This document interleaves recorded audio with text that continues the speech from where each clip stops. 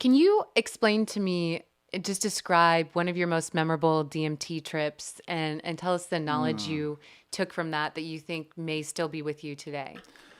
wow. Um, Let me explain an ayahuasca experience, maybe, if that's all right. Yeah, for Okay. sure. This was the first time I was down in Peru, 2008. We were shooting part of the Spirit Molecule, and there was a great conference that was going on. We had Martina Hoffman, Dennis McKenna, Jeremy Narby, just a wonderful collection of individuals. And I'd never tried ayahuasca prior to that, and this was my fifth experience during that week, and we were all outside. There were 70 people in this group. Wow. It was huge. It was massive. Underneath the full moon, and it was led by four female shamans. So the feminine energy was everywhere. And within 15 minutes of drinking my cup, I went and sat back down, and I was sitting Indian style, and all of a sudden I kind of look up, and so it was six women, five Shipibo women that were not there but were there, and my aunt, who is my spiritual savior. They all sat around me, two on either side, and one at my feet and one at my head. And then I just had this huge rush of energy, like wind just kind of pushing through me. And once they settled down, I knew they were there for the rest of the evening for me for it felt like protection or just comfort. And once that kind of wave of energy came through, I just laid back and went through probably a 2 hour DMT experience with all the morphing shapes and stuff. And it was playful and it was fun, but there wasn't a whole lot going on beyond that. So it's just kind of this in between state, and it was kind of like, all right, this is all right. But then this spaceship, this UFO is all I can describe it, about the size of a frisbee, Wow. came and sat over my chest.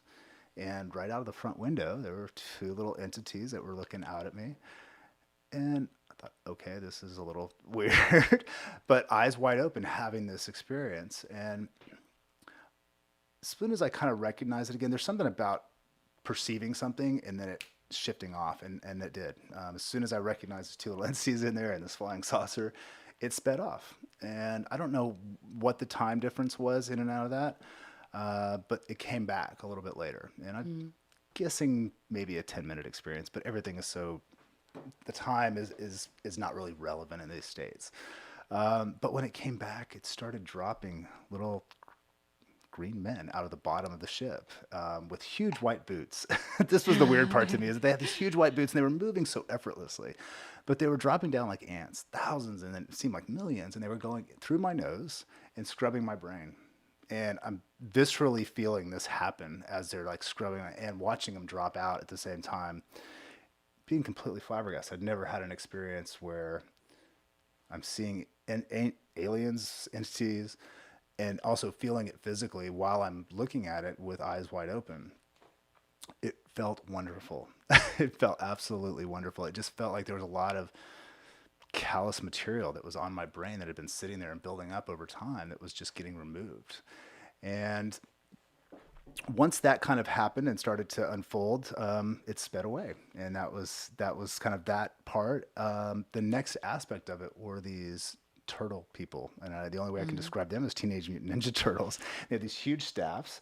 They walked kind of, with their feet out, but they were popping in and out of my chest and through my belly, and it was just this huge rotation. It was like they were cleaning the insides of my body there. So it was this entire process of cleaning, and what seems like it would be a little alarming felt really nice. It was very ecstatic, and it felt like it just moved a lot of and reorganized things in a lot of ways. And once that piece happened, this was kind of coming towards the tail end now. I got shown a film while I'm sitting there watching this thing that I knew was mine, but I don't know what it is yet, but I knew it was mine just through the characters, the shot layout, color palette, and I knew this was a film that I was going to make in the future. I still don't know what that is, but I still have faith that it's going somewhere and it'll turn itself up. Um, but what I got out of that, I think I'm still working with, but there's still those glimmers of whether this is real or whether this is Memorex. That's the big discussion. Is this Mm. really opening up to other realms that you're experiencing?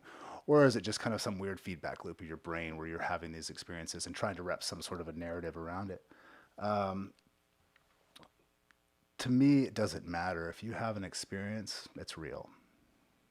Whether or not somebody else can experience that or see that at the time, it's real. And knowing that there are these larger energies that are pulsing in and out of us at all times, and having an influence on our life, having an influence on our emotions, how we're interacting with the world, I can be aware of those a little bit more.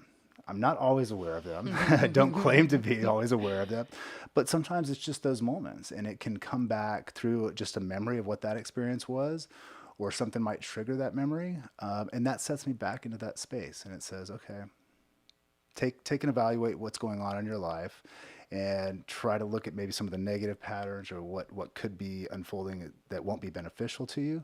And so it just gets me to come back and again just kind of take stock, and be okay with, that we're not perfect per se, but we have the ability to kind of go in and keep working on ourselves, and keep evolving, keep changing and going through these experiences to hopefully make us better people again.